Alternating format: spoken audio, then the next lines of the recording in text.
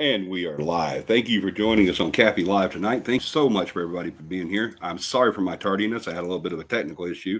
What? No, not Johnny. Yes, Johnny had a technical issue, as always. If it has anything to do with tech, you know that I am stupid. So it was very slow and hard getting on. But we're here now. So as soon as everybody gets on, we'll get started with the show. If you guys remember, the show was going to be about historic history. So that's what we're going to do tonight. We're going to do haunted historic history. We're going to talk a little bit about CAPI's history. We're going to talk about a little about the South's history. We're going to talk about Alabama's history. We're going to talk about the origins of a lot of the history tours that we've done throughout the country. Thank you so much for being here, everybody.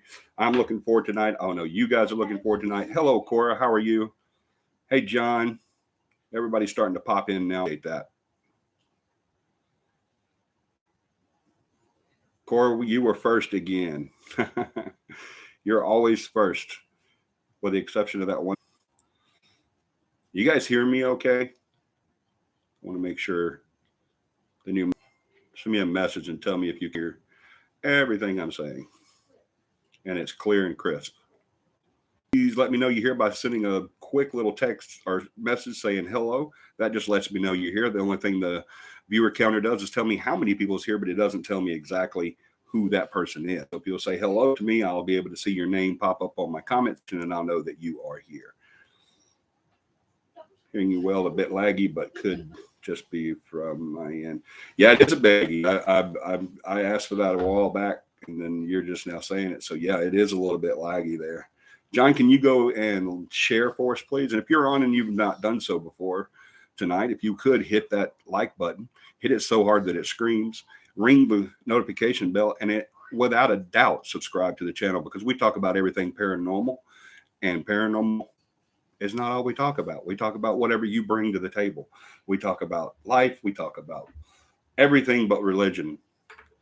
Actually, we do talk about religion, but it's rude, vulgar to talk about religion. So I say we don't, but we actually do. We talk about everything. Whatever you bring to the table is what we bring up. So I'm always here for a good laugh. Loud and clear. Awesome. Thank you, John. I appreciate that. And thank you, Cora, too. I've got the new microphone. Can y'all see the new microphone? There's the new mic. And I wanted to get on here. We will get, 3 minutes ago. So that was about 9:10, 9:11. I do apologize for that. Every time I'm going to use the laptop to do the show, I always say to myself, I've got to come on or start coming on much earlier than I usually do because I know that it's going to take a while for that to happen. I always work, whatever, just life in general. I always let that stuff get me going. I'm to go for the show. And then I'm always late getting on the show because I have to wait for everything to boot up and do all that. This is the first show since the move that we've been able to use the laptop because this is the first show since the move that we've had actual Wi-Fi. So I do have Wi-Fi now, so I'm hoping that will make a huge difference in the show and you guys will be able to hear me better and see me better, and it won't be as much of a lag as it was, and it won't keep cutting in and out like doing before. I'm hoping that all that's going to be corrected tonight. So y'all let me know how that goes, please. Thank you so very much. We are going to talk about haunted history tonight. That is an awesome subject. One of my favorite subjects because my favorite thing is history.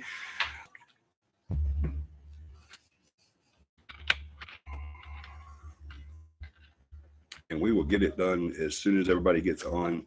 I know it takes a little while whenever we're a little bit late because people don't know that we're here.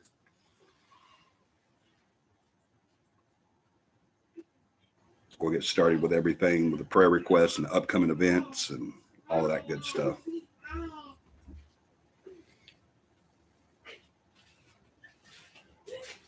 Katie? Katie's a long-time listener. We're glad to have you tonight. Thank you so much for coming in.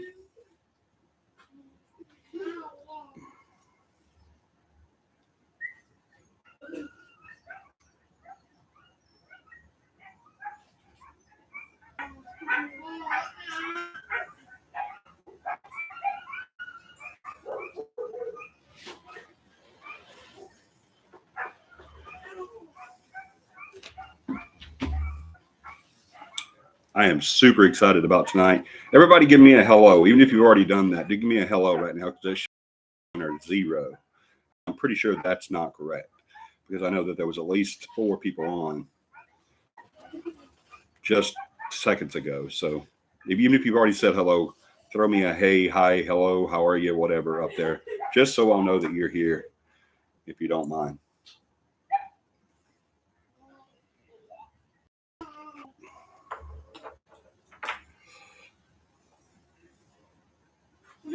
Hope everybody's had a great last couple of weeks. I did not have a show last week because of technical issues. And so that was 2 weeks out that we didn't get to have a show. And so I always hate it whenever it's been a little while since we've had a show, because then everybody's like slow to come back on and all that. Even after one show, it seems like really hard to come back.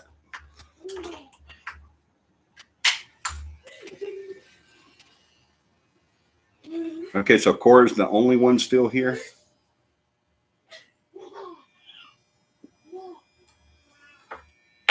Cora, you're the only one still here, because nobody else is saying anything. Even if you've said hello, John, if you're still on, say hello. Cora's already said hello. Katie, say hello again.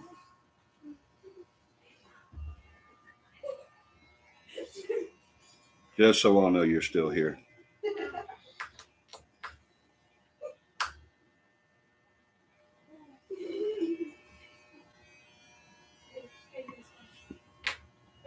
Okay, well, it's just me and Cora tonight. That's awesome.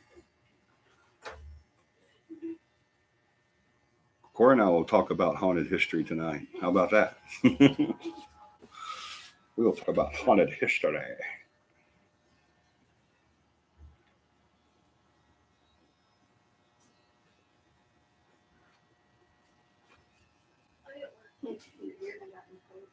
Hello, what up?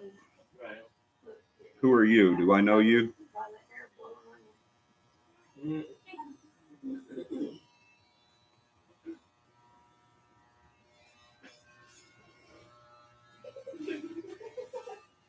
I thought I just did that.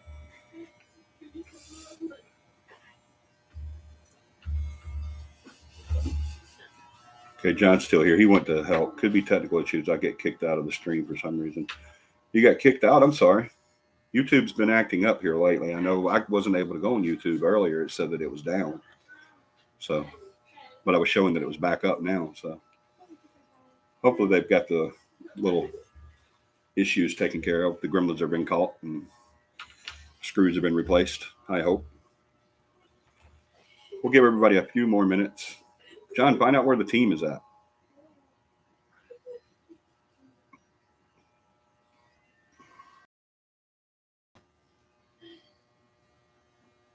This is going to be a really good show tonight. Most of our views come after the live anyway, but I would like for our regulars to at least be here, just to make it better. All the questions to ask.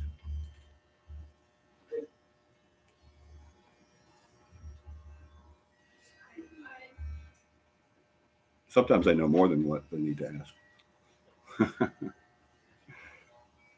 And sometimes they know more than what I can answer. Not very often, but sometimes. I know you were sharing. That's what I just said. I know you were busy doing your jube.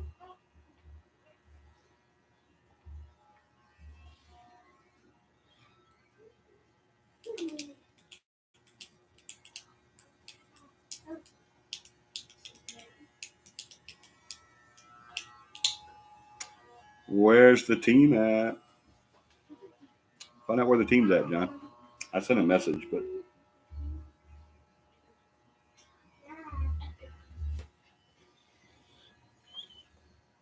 let's see.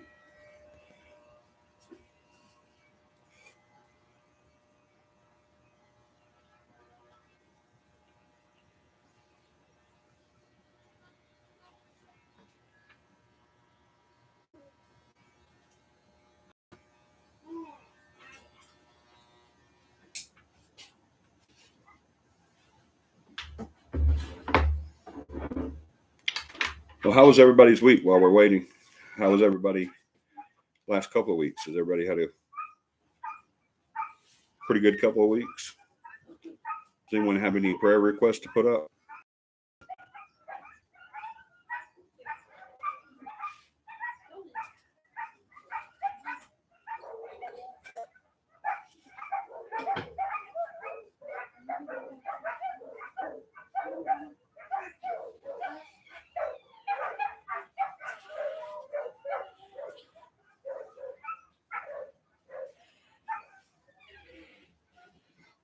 Starting to answer me back now.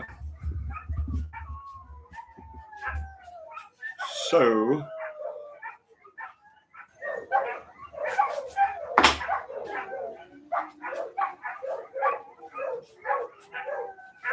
can y'all hear the dogs? I have no idea what's wrong with them. Uh-oh, losing connection.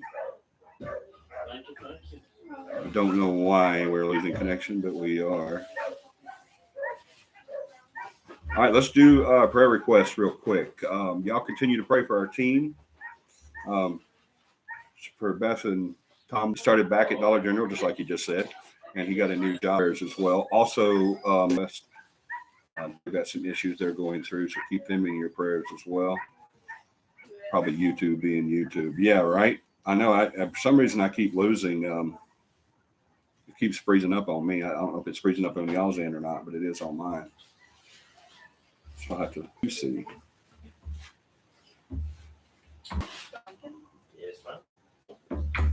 There we go. Hopefully that'll be better.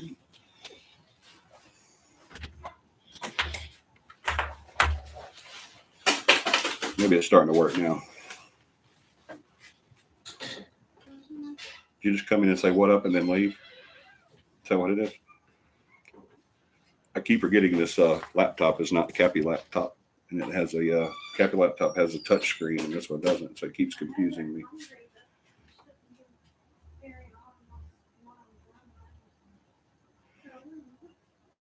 Well, welcome aboard. What up? I do not know what's going on here.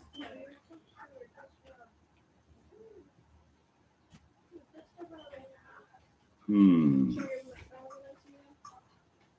showing me frozen. Well, now I'm.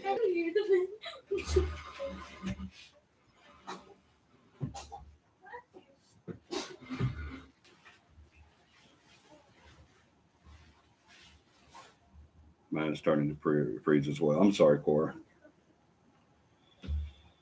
Prayers for a possible move in our near future. Also, yes, keep that definitely up in prayers. Keep the Bowen family in prayers.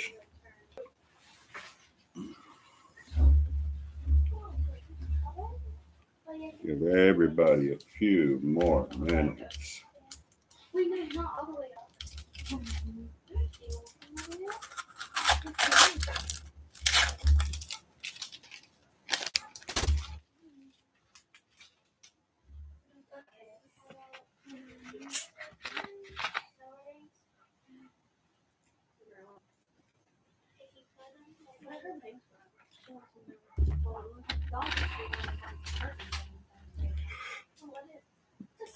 Excuse me. All right, let's see. I'm starting to get the count back up now, and it's staying unfrozen on my alternate screen here. So hopefully it's starting to act better. Y'all let me know if anything happens again as far as sound or audio or video, to freeze up or anything like that. Just let me know. And if I don't answer you, if you tell me it freezes up, John, text me and let me know.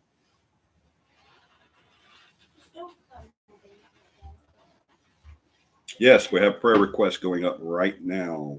I have already asked for prayers for the team. I also asked prayers for myself and Paramama, Unspoken, on our situation here at the new place.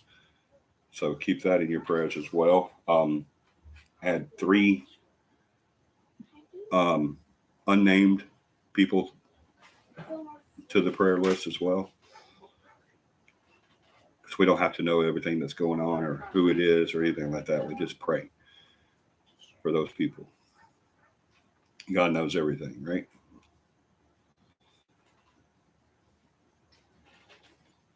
Does anyone else have any prayer requests? I can get this to operate.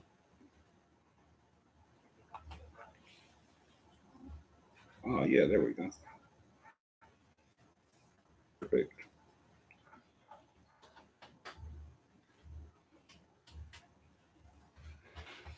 All right, I'm not showing any freezing or anything like that on my end, so y'all let me know.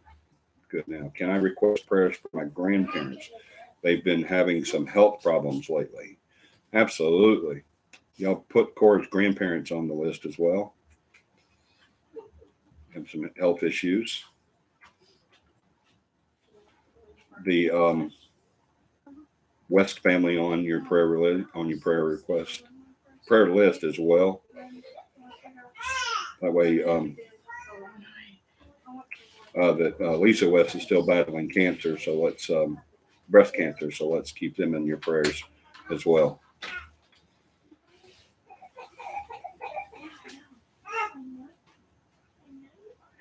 A friend from Ireland. All right. Awesome.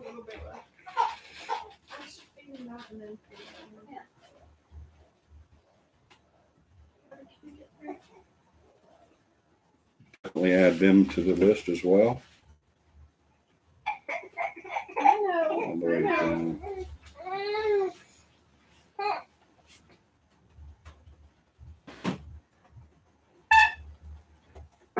Let me get all these so I can make sure I got all the comments read. I think I do. Yes, I do. Very much. All right. If no one has, and if you have any requests that you want to, any prayer requests you want us to put on our list, we do keep a list. John keeps it up for us. Even if it's unspoken, if you don't want to put it on here, just contact John. John, if you'll throw your email up there, we pray, and it works because we've had many praise reports from our requests. So we will continue to do that for our family and friends. All right. So upcoming events, we have is Beth on? Beth, are you here yet? I've had many people in the last couple of weeks ask me, when is next CAPI camp? When is the next CAPI camp? So we want to go ahead and plan CAPI camp. I'm thinking in October sometimes. As John and I was talking about that, but we've got to check with Beth first because she's the boss when it comes to scheduling. So we've got to check with her and see what she says when would be a good time for us to do the next CAPI camp, because I know I had a lot of people looking forward to it. I get asked that question more than I get asked anything else. Pray for Tom Jones, my friend Speedy's dad, early onset of dementia and Alzheimer's. Oh my goodness. Yes, definite prayers there for Tom Jones as well. I'm so sorry to hear that. But yeah, let's we want to get the date set. John has just put up his email there, jbowen.cappy@gmail.com. Now that email can actually be used for more than just prayer requests.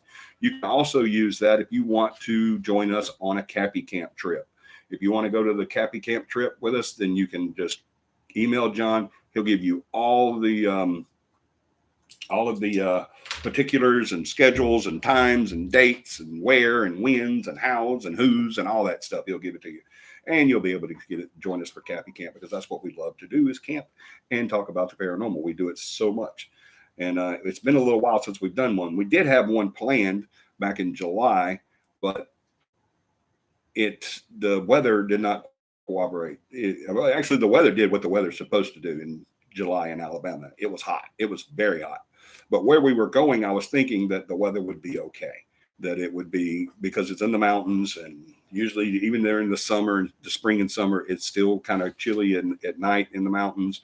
But this year it did not work out that way. This year it worked out to where it was going to be really hot whenever we had it planned to go to Camp Cheehaw. And no one wanted to go there and just get blistered hot. So we postponed it until, I believe, September.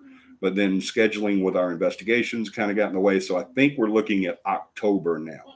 I think that's when we're going to be doing it this next camp. Is John and I talked about it last night, and we said October would probably be the best time. That way, it will be cool at night and not as hot during the daytime. But it is Alabama, so you never know. But we will have to try our best to keep it from getting too uncomfortable, because we love to have a really good time at CAPI camp, no matter where we go during CAPI camp. We always do. We have a blast. So we try to make it to where the weather's nice and enjoyable and comfortable. That way, you're not your chance of happiness is not blocked by miserable temperatures or rain or snow or cold or heat or whatever. So Larry Peoples has been having health problems, including severe mini strokes. All right, Larry Peoples added to the list as well. Thank you, Larry Peoples. All right, so as soon as I get with Beth, I'll probably do that tomorrow. I don't guess she's going to be on tonight, so I'll probably get up tomorrow. But I'm pretty sure it's going to be sometime in October. Let's look at October real quick and see what the calendar. Go ahead and get a date set down. The dates we have open in October are the 1st, the 15th, and the 29th. 1st, 15th, and 29th. So maybe sometime in one of those days we can get it set up. I will get with Beth first thing tomorrow and get that set up so I can get some dates posted and everything. So, and if you're love camping, shame I'm unable to attend. Yeah, it is a shame, Corey. What reason why would you not be able to? Because we usually are able to say, nope, it's not an excuse. We got that covered. You can't come. Either here or you can text me.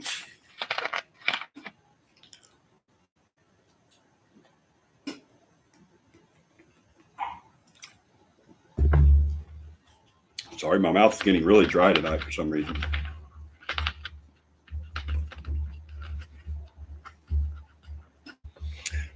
All righty. I guess everybody that's going to be on the show tonight is here, right? That's what it looks like. Just us three. I think David just came on just to say hi. And then What's Up came on just to say hi. Nobody's hit the like button. Excuse me, one person has hit the like button. But I live. Yeah, what state do you live in? Ah, losing my glasses.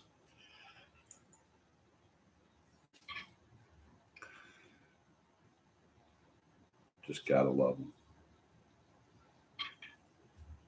Go live again over here and see what I'm doing. Yeah, what state do you live in, Core?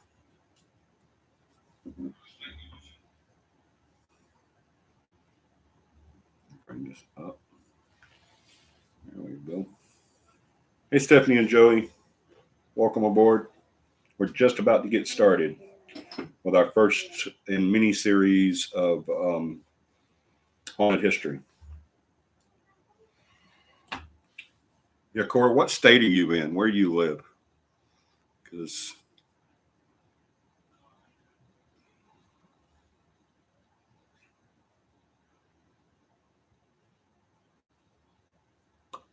we have people coming from pretty good ways to go to CAPI camp. So just saying. Oh, California. Yeah, that is a ways off, isn't it? Yeah, we can't go to California and do a CAPI camp. I'm sorry. Certainly can't. But you have family here, so you can come and visit your family and go to CAPI camp. I'm just saying. Come visit your family and go to CAPI camp. Don't you have family here, Cora? Didn't I remember you saying that?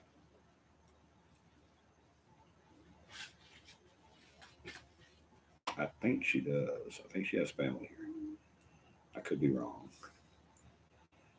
Just let me know. All right. Well, let's talk a little bit about haunted history, y'all. Let's talk about what I want to do is in this series. This series actually came from John Bowen, our team manager, and it's an awesome subject to talk about. It's something that's very near and dear to my heart because I love history and I love the paranormal. So this is something that I definitely, yeah, I have some already packing my bags. Yeah, right. I thought you said you had some family here. Yeah, you need to come on down. Or see that I am frozen again. Me, there, it keeps popping in and out. So, but anyway, let's go ahead and get started, guys. Now that we've got a few more people here, um, everybody say hey again for me. Stephanie, Cora, John, Joey, David, what up? Everybody say hey for me because my counter just went to 0. All right, Cora's still here. Hey, that lag's not too bad. Still here. John's still here.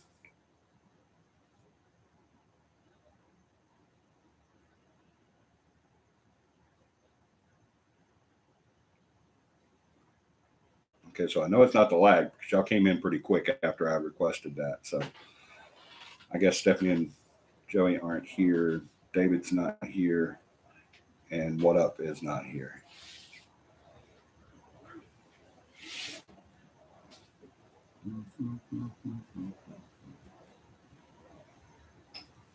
Okay. All we have now is Cora and John.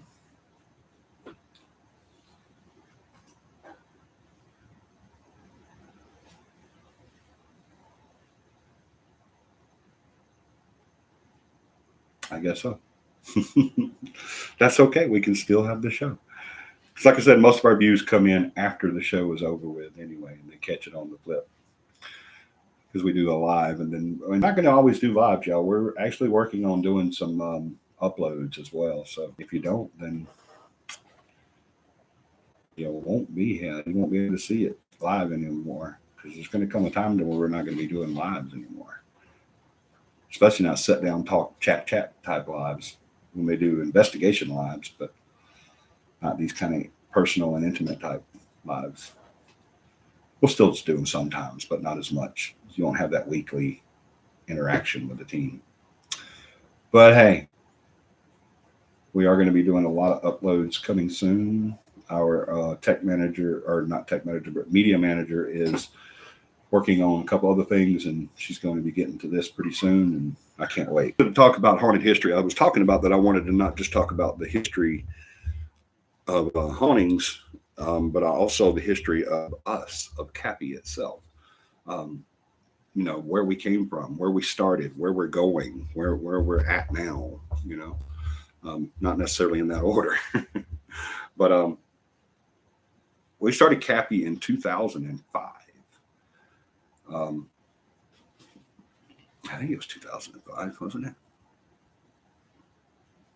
Yeah, 2005. Wow. Yep, wow. It's been a while. Yeah, we started CAPI back in 2005. This particular team, CAPI, was started in 2005 by myself and my co-founder, Corey. We have the same last name because he is my oldest son, and we started CAPI together. This is the 4th team that I've been on, but the first team that I founded. Wanted to have a team to where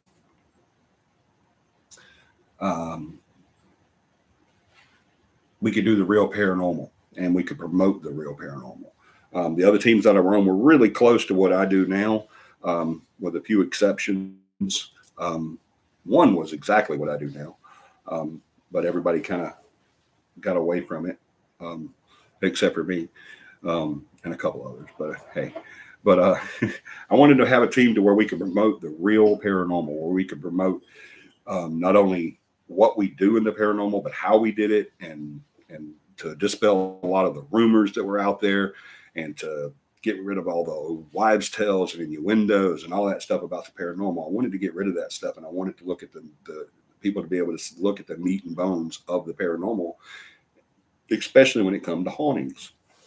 So we started this team, and the team started out with just 2 people, and then it grew to about 6, and it stayed 6 for a long time. And then over the course of a few months, it went as many as 25, 30 people. I don't remember the exact number, but we had over 25, 30 people on the team at one time. And that was a logistics nightmare, as you can imagine. Everyone didn't always get to go on investigations because, we didn't need everybody for it. So we would just use certain people for different, here's how we did it. We would use certain people for certain jobs. If we had an investigation where that called for the client was saying a lot of stuff about EVPs, then whoever was really good with EVPs, that's who I would bring on. But I also looked at who went on the last investigation as well. So it was kind of like a toss up.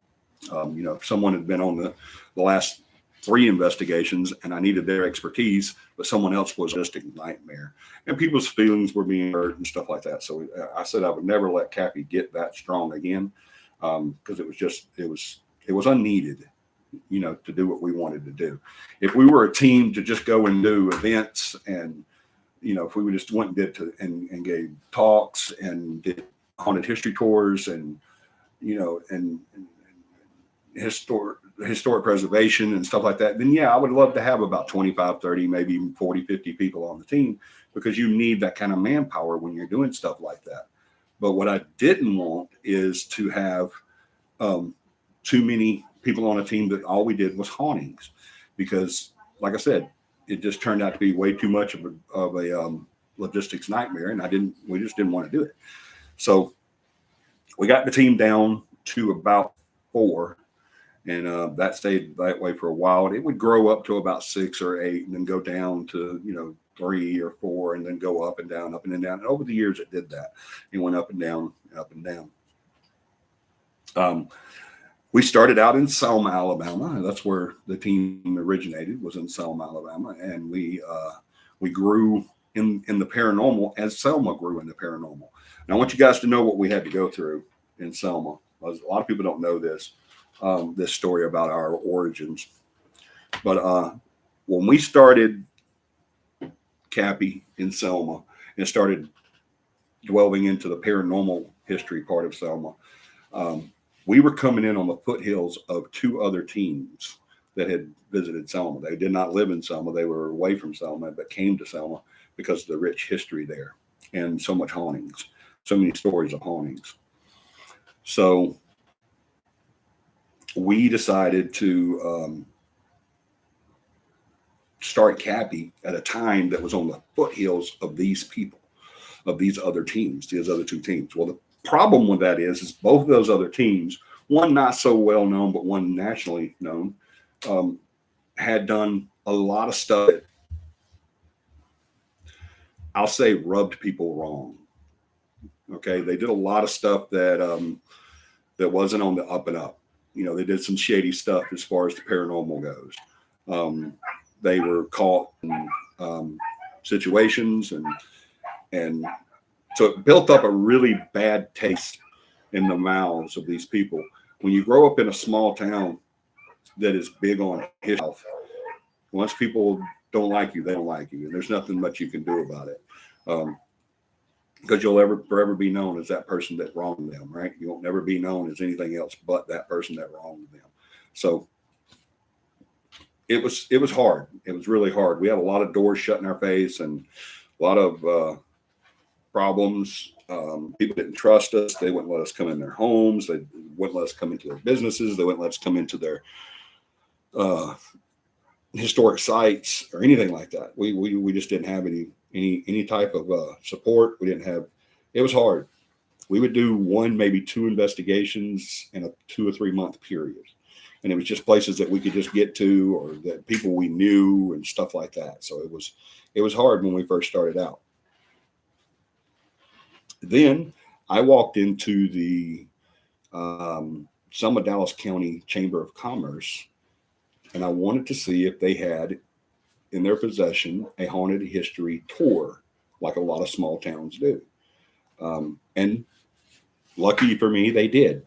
The lady there said that they have a brochure that actually gives you a self-walking tour of the Old Town District, and that it was based on haunted sites.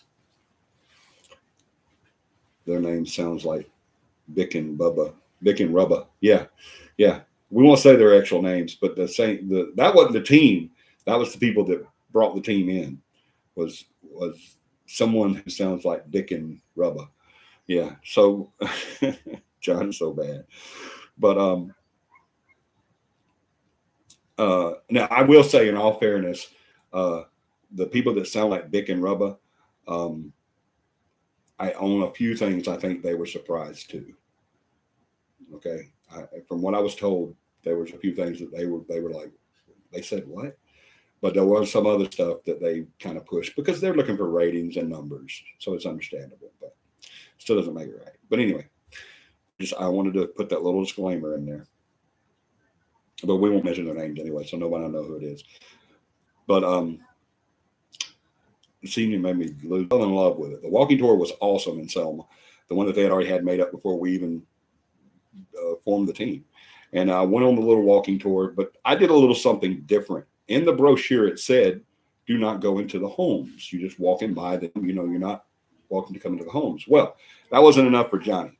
Johnny went to every one of these that was residential. I went to every one of them, and I knocked on the front door, and I spoke with the people that lived there and that experienced this stuff and all of that stuff. So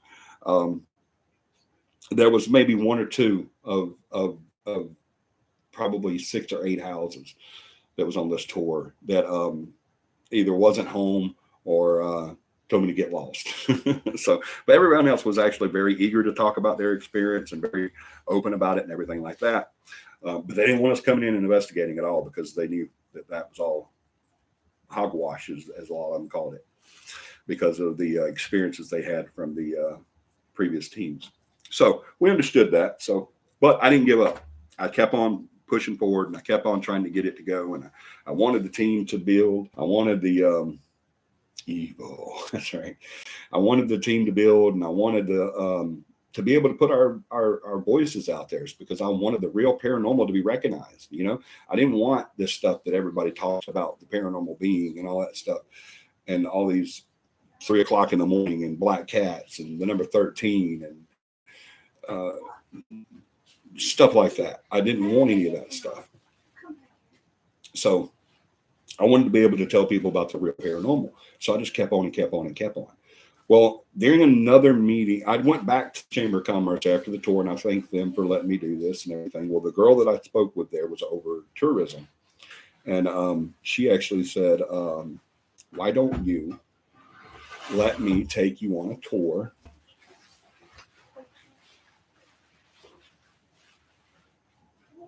Will you fix me a cup of coffee? Do you know how? No. Well, so will you fix me a cup of coffee? In that white cup right there. Do you know how? Can you do it? Can you do it? Okay, cool. You rock. All right.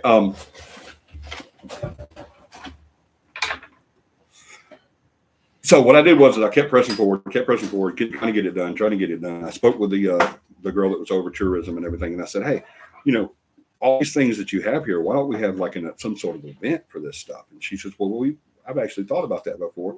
Why don't we sit down and talk about that? And we show her which one. And so, yes. And so we said, okay, let's sit down. And so then that turned into a couple of the local museums wanting to get in on it. The Cahaba Park wanting to get in on it. The whole bunch of different stuff. Everybody that heard about it said, oh, this sounds really cool. Let's get into it. So this meeting that started out with 2 people ended up with about 15.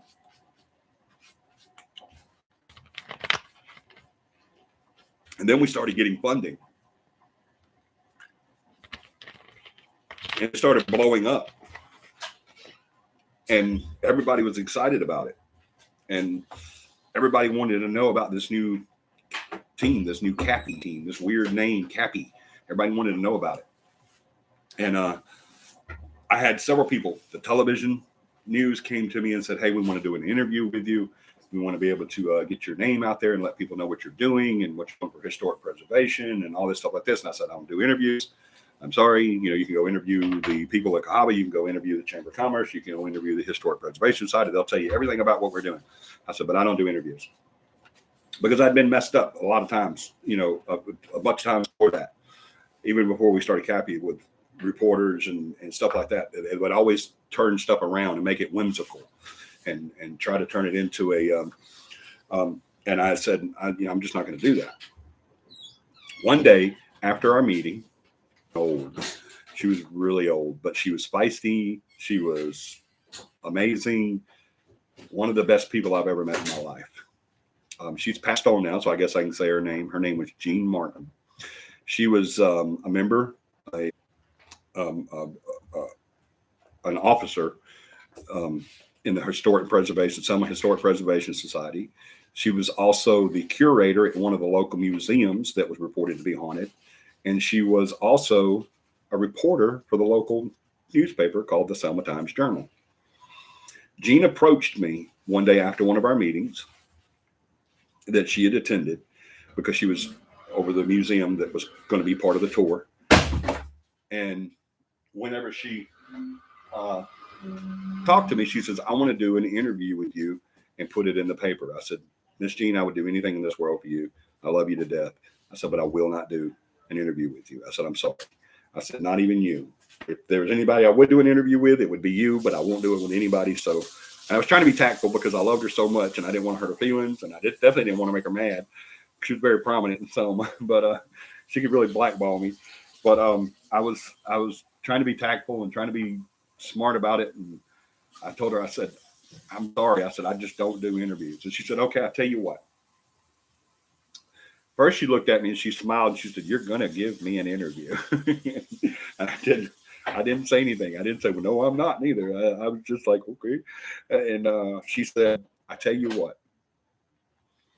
I send it to press before it even makes it to the printer room.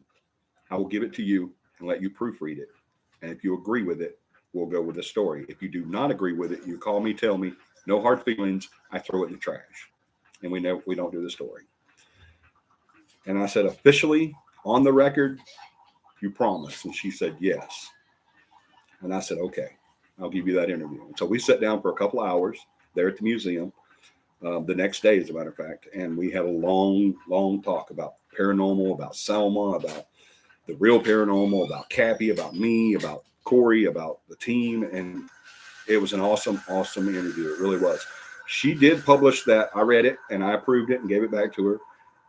She was one of those type of ladies that she was from the old South, and her word was everything.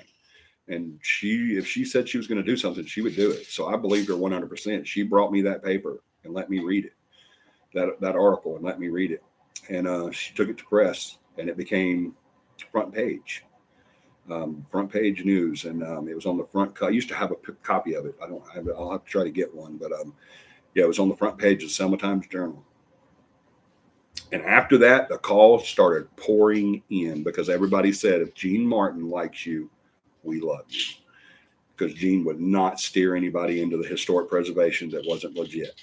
And she did love CAPI, and she loved me, and I loved her very much. And we lost an amazing woman when she passed away, unfortunately. She had a best friend that hated me, though. I'll get into that later. But that's what got us started. The call started pouring in. That's whenever we started. We were doing, we did everything from investigating probably every haunted house in Dallas County to all the historic places and public buildings and stuff like that. We even did a television show for the news, not a television show, a news show. We did Channel 8 come and followed us out on one of our investigations. I mean, it was just, it blew up for CAPI. It really did whenever that happened. Whenever we had Jean Martin on our side, it really did. It blew up. And so once that happened, CAPI was in like Flynn then. And then we had Selma. We even became, a lot of places there wouldn't let anyone else. After the tour started, people started coming from all over wanting to investigate these different sites. And they would say no. we can't let you do that. We have a resident paranormal team that does that for us. We won't let you do it. And I had team after team after team contact us. Go with you. Can you do that? And I was like, I'm sorry, but we can't do that. Cahaba was part of the tours, and we did a haunted history tour there as well.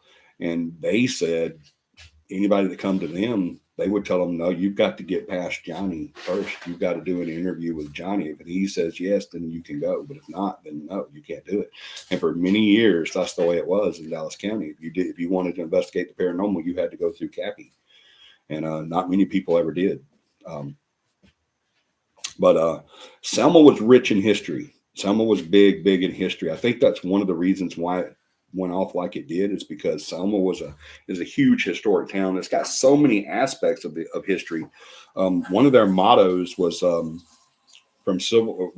years ago. One of their town mottos was Civil War to Civil Rights, and everything in between, because one of the biggest battles in the war was the war between the states was fought there. The fort that was there, which was Selma, the entire town was, I don't know if you guys know it or not, but the north and south end of Selma was guarded by the Alabama River. Everything else had an 8-foot wall of dirt semicircled around the city to protect it. Why would they want to protect it? Well, let's look at that real quick. Selma settled in 1815 and was incorporated in 1820. It was once a trading center and market town, also an armament manufacturing and iron shipbuilding center for the Confederacy. During the Civil War, it stayed in operation till the last month of the war. The battle that was known as the Battle of Selma was fought. Selma had been attacked at least 4 or 5 other times, and no one could get close to them. They kept getting ran back, kept getting to retreat, or they would just get wiped out. No one could do it. No one could battle this because it was fortified, and they had it such perfect positions of everything that they were just unable to do it. So what they did the last full month, I mean, it was August 1st, I believe. I don't have that in my notes, but I think it was August 1st or April 1st. I'll have to look that up and make sure. But they had the big battle there. And the first day of fighting that they tried to kind of run in and take over everything, they were ran back. They couldn't do it. But then they called in the Union's Special Forces, which was known as the Wilson's Raiders, came in, and they were known to burn and pillage and murder and kill and do everything. They were bad boys. They came in and burned Cahaba and Selma, and the Northern Army came in and was able to overthrow Selma, and that was one of the turning points in the war that won it for those darn Yankees. But but it stayed there until the last month, the first day of the last month of the war. So it stayed in there, quite a while. And then even after that, it still was a big thing in the central Alabama. It was the Cahaba was the capital, the first capital of Alabama, which was just minutes from Selma. And Cahaba was also the county seat for Dallas County. Well, when Cahaba fell, and a lot of the buildings at Cahaba was moved to Selma, a lot of the housing was moved to Selma. Selma became the county seat and still is today. And they thrived on cotton and agriculture, and I mean everything was just going really, really, really great for them. Around about the 1960s, because of a lot of bad spots on Selma, like the Civil War, or not the Civil War, but the civil rights, the marches, the Bloody Sunday, all that bad stuff that happened there and everything.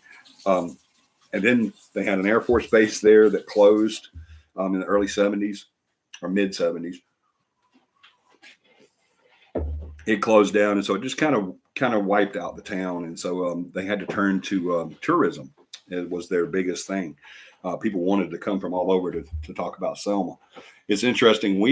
I was with Red Cross years ago, when I lived there in Selma, and we'd gone to Puerto Rico, San Juan, Puerto Rico, whenever Hugo came through and wiped Puerto Rico, San Juan pretty much out. So we went there and helped them out with the damage assessment and disaster relief and everything. Well, not long after that, we had a huge rains in central Alabama, and it flooded Selma. I mean, it flooded Selma bad. And I'm going to tie this into history, don't worry. But the same people that we went and helped in San Juan, Puerto Rico, came to help us in Selma, Alabama, because it flooded out. I mean, the whole town just flooded. And the first thing they wanted to do was, when we got off work that first night, and when we was in San Juan, we'd get off work, and they're like, that first night, they're like, hey, what do you guys want to do? And they're like, oh man, well, just take us somewhere, let's go have a good time. Just show us your town, show us everything. And so they did, and what was left of it. And when they came to Selma, we did the exact same thing. We said, hey, what do you guys want to do? Where do you want to go? What do you want to see? And every one of them just said, we want to go to the Edmund Pettus Bridge. We want to walk across the Edmund Pettus Bridge. And to us, we're like, why would you want to walk across the Edmund Pettus Bridge? What is the significance of the Edmund Pettus? It's just a bridge to us. I mean, we didn't even think about it being in the civil rights movement and everything, because we grew up there. We don't think about that. Like people at Disneyland don't think about Disneyland, So they wanted to go see the Edmund Pettus Bridge, and we were like, why? And they're like, dude, we've talked about this bridge since grade school. We've heard stories and seen news clips and history about this bridge and the march and all that stuff. And we're like, oh yeah, that's great. That's great. So yeah, we took them, and it opened our eyes a lot to, or it did mine, to the significance of history there in Selma and Dallas County. It opened my eyes up to it. I was like, hey, this is significant. This meant something to a lot of people. And I'm glad that happened. Okay, you got to stop doing that. You're going to knock this over. So it got to a point to where all the stuff they wanted to see and all the stuff we didn't even think about showing them. I'm sorry, I was just showing something that made me laugh. You know what? Can he come on the show? Y'all, I want you to see our new grandchild. I want to take a break here for a second. Let y'all see our new grandchild. And you'll see why I laughed in the middle of my speech, too. Or in the middle of my speech, but my rambling. Come here. This is the reason why I laughed. Look at there. But look, here's the reason why I laughed. I put my hand on the wrong spot. Look. Can y'all read that? I just sharted. He's not into this. He's not. Look, can you see the screen? Look. He's into lights. I don't know why. He loves lights. He sees lights. He wants to just, there he goes. Hey, buddy. He loves lights. So the computer screen is just like mesmerizing to him. He's loving that. He's like, I've never seen this before. What is this? This is cool. See all these different colors. And I see Pop, but Pop's holding me. That's probably freaking him out right now. Look at his eyes.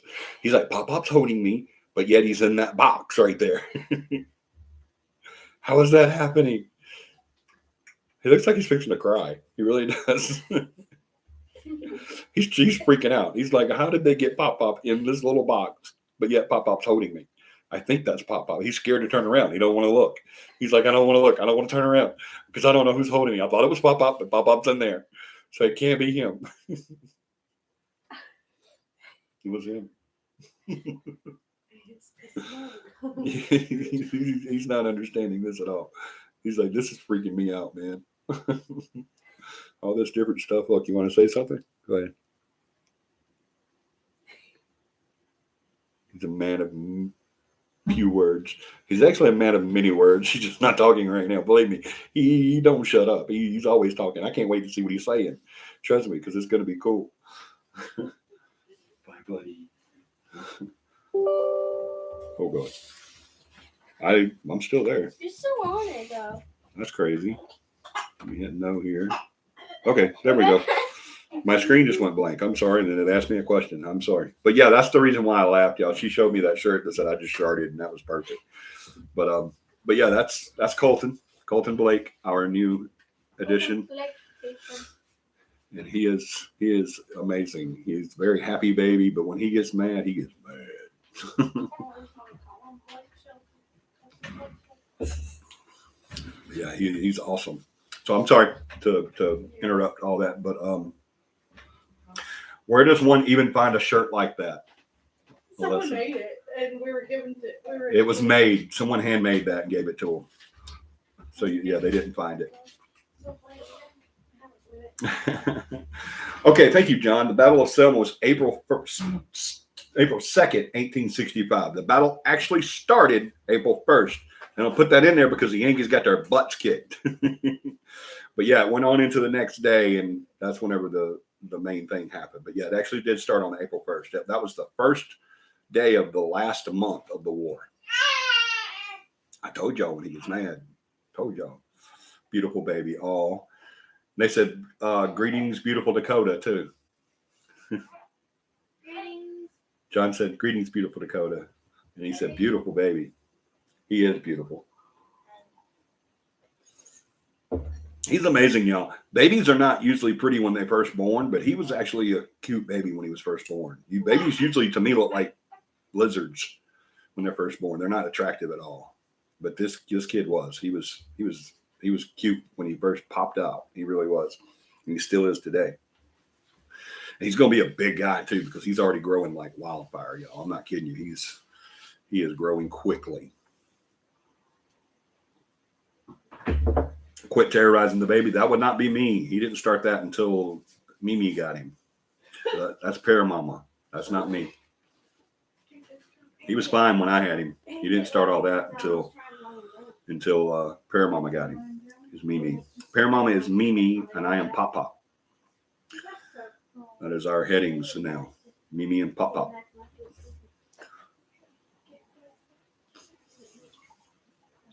But yeah, I'm sorry. Yeah, but since they lost the war, they lost the Air Force Base, they lost most of their cotton and agricultural stuff. They still have cotton there. They still have agricultural. I think they still do soybean there. They still do corn there. I mean, there's still a lot of stuff. They still do cotton there. I mean, there's a lot of stuff that they still grow in Dallas County, but all that stuff was lost. And then they had to go into their historic preservation and tourism. Now, when they stopped doing that, they stopped doing a lot of that. I'm not going to get into why, because that'll just get me started on this whole other thing, and that's another rabbit hole that we don't want to go down. But they stopped doing a lot of their history, not all of it, but a lot of it, their history, and stopped doing their tourism and stuff like that, and blocked a lot of it. And now that's killing Selma. It is now in the 30 percentile of the state's income levels. 30 percentile. It's 80%, I believe, of the population of Selma is poverty stricken, well below poverty line, actually. But it started. Was a perfect place. A lot of people also do not know that it actually started in 1712. It was actually settled. The area was settled in 1712 as Ecor Bienville. And then it changed to along came President William R. King. He lived there before he was president, and he named it Moore's Bluff. No, he named it Selma. Excuse me. It was named Moore's Bluff after Encore Bienville, and then when President King came along, it became Selma, from the famous poem "Songs of Selma." And Selma meaning high seat or throne because it's set high up off the river, and it was a perfect place to do marketing, and it was a perfect market location. It was a perfect trading center. It was a perfect munitions manufacturer. It was perfect for all of that stuff.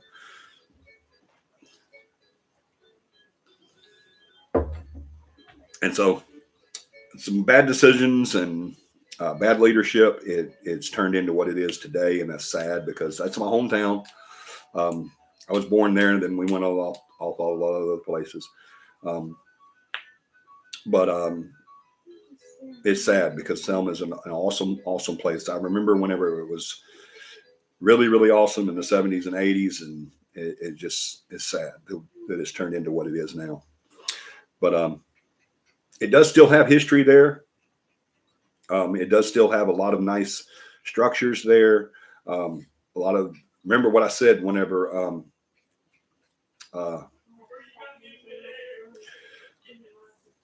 it went from, the tourism kind of went way down, and they stopped doing a lot of it. But a lot of these places that was bought by the city and by the Historic Preservation Society and places like that were kept up and put on the National Historic Registry. So these places are still there. So whenever we came along in the early 2000s, we wanted to do all this stuff, and we had to go in there, and I told you how all that happened.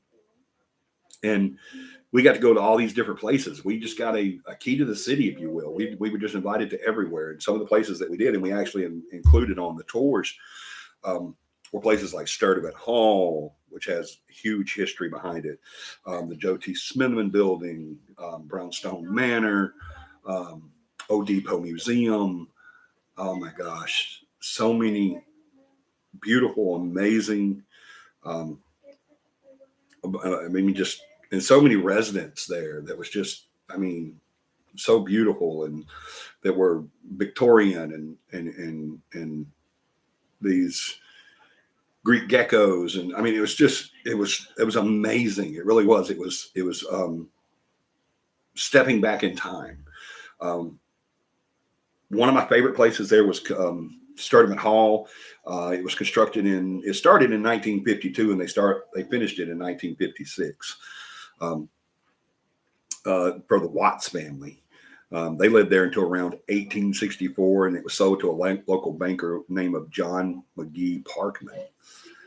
He bought the house for $65,000. I think it's worth millions now, but he bought it for $65,000. He was a banker. We're going to talk about him a little bit, and then we're going to bring him back in, and we'll go away, and then we'll bring him back in. But I want to start the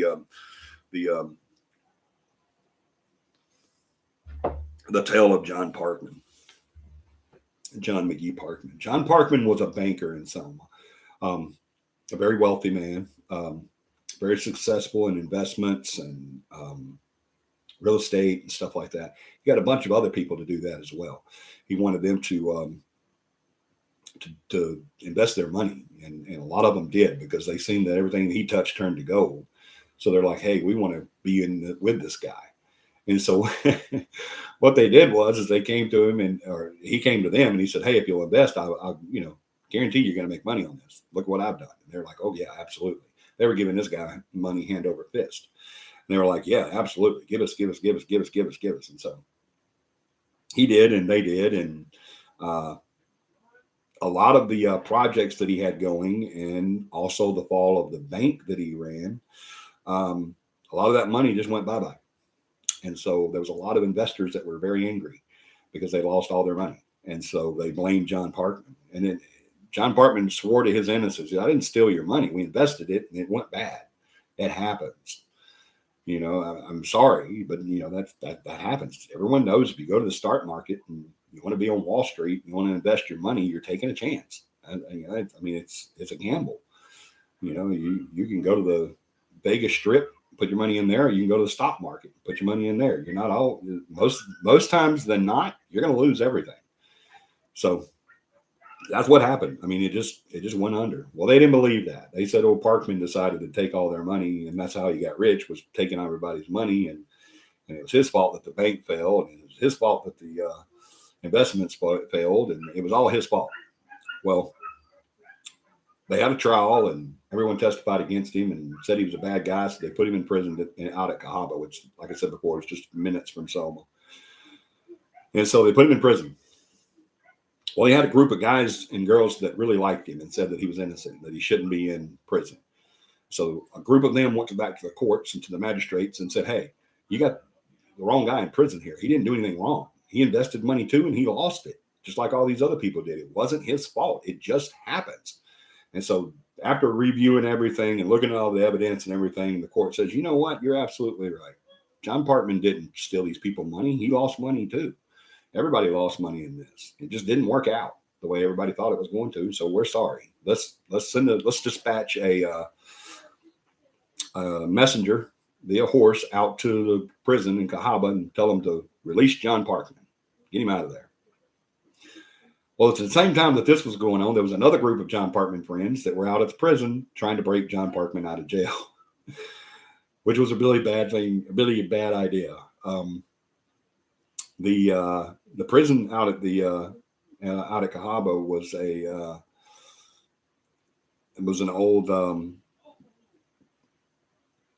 war museum, and so it was very fortified, and they were able to get into the prison and bust some people out, and John Parkman was one of them. Unfortunately, during his escape, while the dispatch writer is on his way to Cahaba to tell him to release John Parkman, he is stepping into a boat on the Cahaba River, which was right there close to the prison, when a musket hit the back of his head and killed him dead.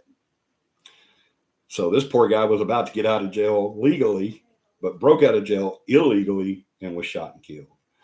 So he had some bad luck. Not only to lose everything, but then he went to jail, but then he got out of jail. But before he got out of jail, he escaped from jail, and then he got shot and went to hell. So I don't know if he went to hell or not. But it just rhymed with jail. But yeah, it was pretty bad for him. I mean, I was a pretty sucky existence that he went through. But so after that, around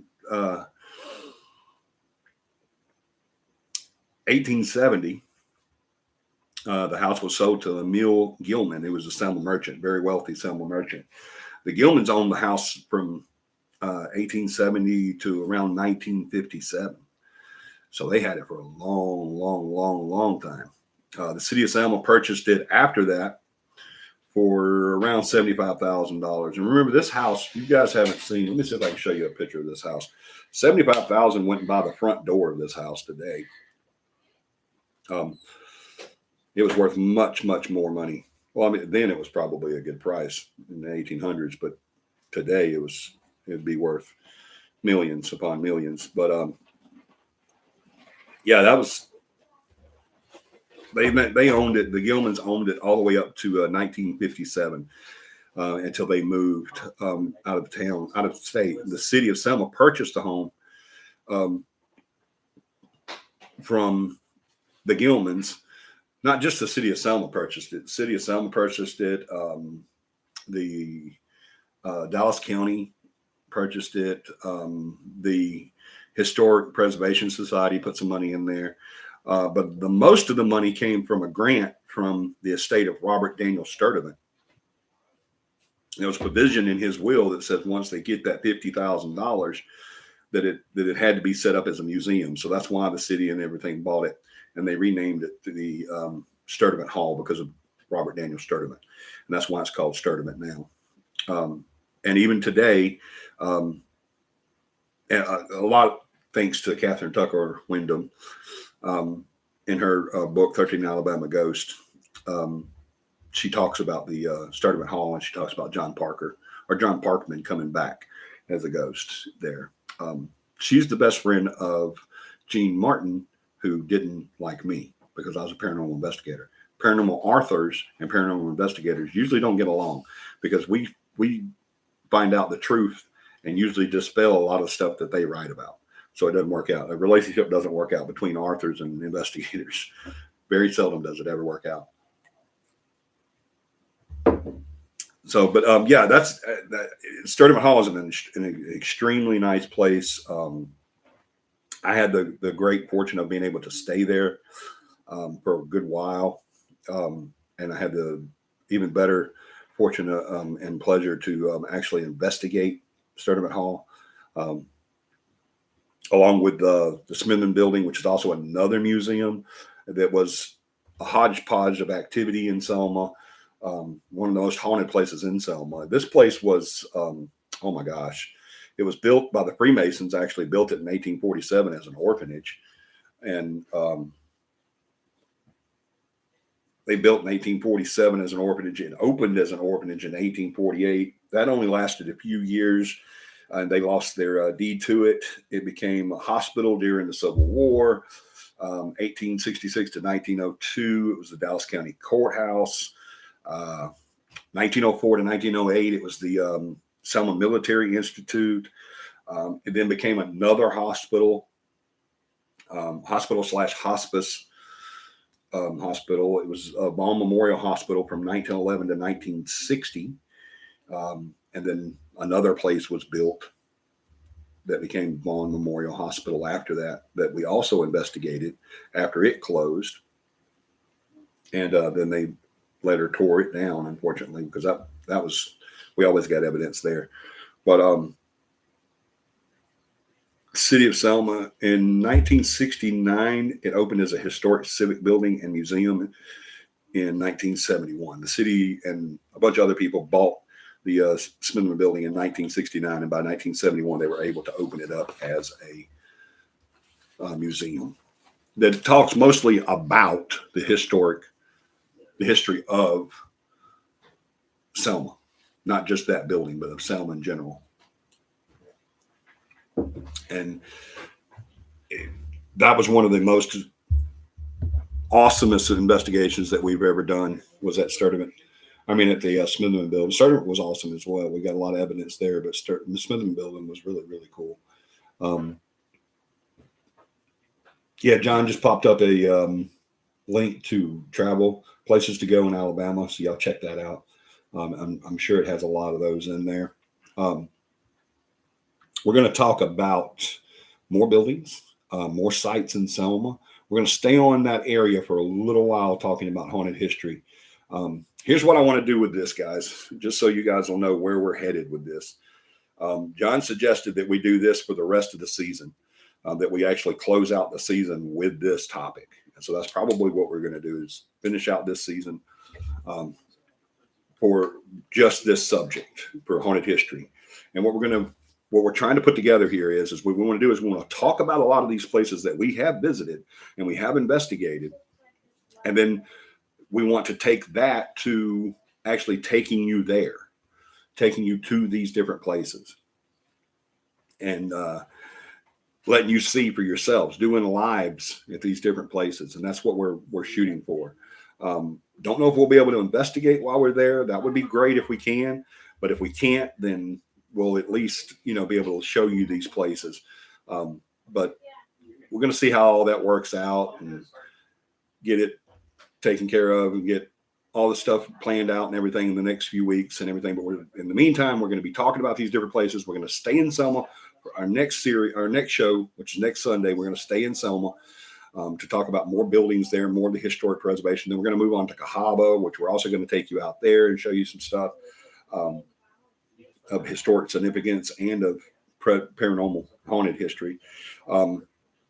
And we want to show you guys all this stuff that we've experienced and some of the stuff that we've done over the years. We'll even go to Wetumpka, where we did another haunted history tour program there, and show you a lot of the buildings there. We've listed, Selma was listed as the most haunted in Alabama, but we changed that after going to Wetumpka now being the most haunted city in Alabama. So we're also going to be doing a lot of the series out there, and we're going to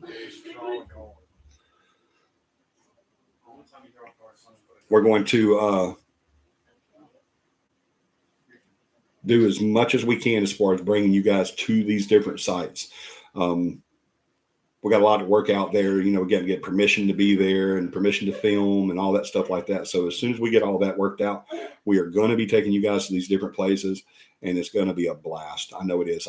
When John came up with this idea to finish out the season, this season of CAPI Live on haunted history, I was ecstatic. I was like, that is an awesome idea. I know it's going to do really well. I know people are going to love it. I can't wait to do it. So we're definitely going to do it. We're definitely going to take you to these different places. And the ones we can get permission for, we're actually going to take you and let you go through there and see it and see the beauty of it and the historic significance of it and all that stuff. So we're really looking forward to that. So you guys be back here next Sunday. I'm going to do my best not to miss a show for the rest of the season so that we can get every one of these in here before the season ends. Because working on time here, and it's going away quickly. So we're going to get as much of it in as we can. We may even keep it going till next season. Who knows? It just depends on how big this thing gets. And that's going to depend a lot on you guys. So it depends on how much y'all allow it to go and how it goes with us too. So we'll just see how that works out. We appreciate you guys so much for watching. Thank you for making another great show. I'm going to be here again next Sunday at 8 p.m. Central Standard Time. No, excuse me, 9 p.m. Central Standard Time. I don't know where 8 p.m. came from, but 9 p.m. Central Standard Time, we will be here starting, finishing out this series and on this location and then going to another one, next one. It's going to be so much fun. You guys, please be here with me. I want you guys to do me a huge favor sometimes during this next coming week. I don't care if it's a friend, family member, or someone you meet on the street. Make somebody smile, because that's exactly what we need the most of right now, smiles. We love you guys, and we'll see you next Sunday. Good night, and have a paranormal week.